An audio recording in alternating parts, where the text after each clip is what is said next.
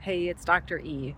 And this topic, I've been wanting to do a video about this for a while. And I stopped at this park and this playground and thought, you know what, this is the time. So the topic is not a fun one for people, and not many people want to talk about it, but sadly what I have experienced in practice, helping people release layers of trauma and stress, is there are way too many people, and I'm sure you all know this as well, there's way too many people affected by past sexual trauma. This could be from someone they knew, family member, etc. Regardless, it affects people. And how I see it affect people negatively is a bit different than you might think.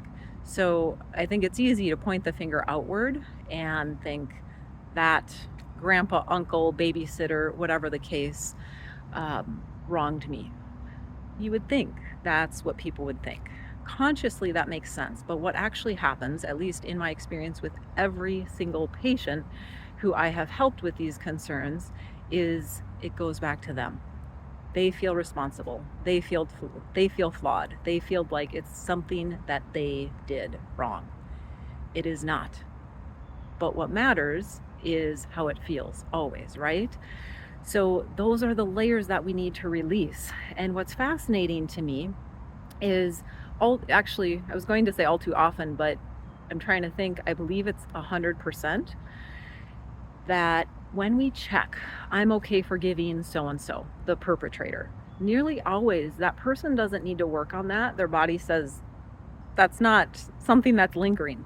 The issue and where their body short circuits, I call it, is I'm okay forgiving myself, which is mind-blowing when we think about it intellectually. Like, what 4-year-old needs to forgive themselves for being harmed and doing nothing wrong?